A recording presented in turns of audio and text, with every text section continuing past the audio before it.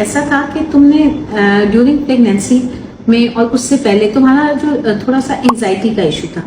Anxiety में होता है कि आम लोगों से ज्यादा आप स्ट्रेस लेते हो, आपको चीजें बहुत ज्यादा फील होती हैं, वो आपकी नींद डिस्टर्ब करती हैं।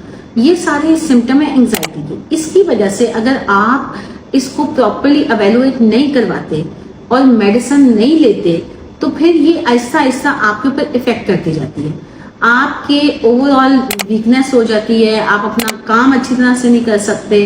आप कहते थे मेरी हार्ट बीट ज्यादा हो जाती है ना, और ब्लड प्रेशर कम हो जाता था। तो ड्यूरिंग डिलीवरी हुआ ये कि आपने इतना स्ट्रेस लिया और उस स्ट्रेस को आपने बॉदर ही नहीं किया, मतलब आपने समझा ही नहीं कि इसी को हमें चेक करवाना चाहिए। इसको हम कहते हैं प्रेगनेंसी रिलेटेड साइकोसिस या एंजाइटी।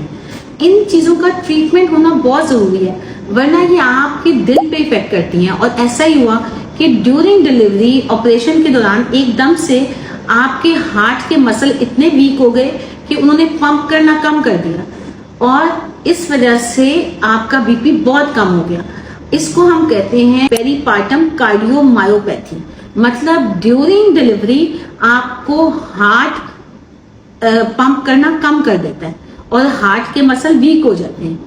तो ये बड़ी क्रिटिकल कंडीशन होती है और ये सारी डिपेंड करती है आपकी एंजाइटी स्ट्रेस से।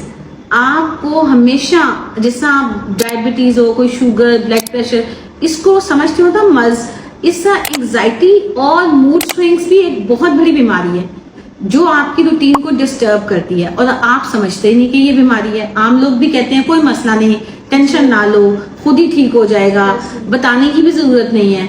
तो फिर ये सारी चीजें एग्रीवेट होके ना आप पे बैडली इफेक्ट करती हैं। आप साइकोसिस, एंजाइटी, डिप्रेशन का शिकार हो जाते हो और 40% लोगों को डिलीवरी के बाद भी साइकोसिस होता है।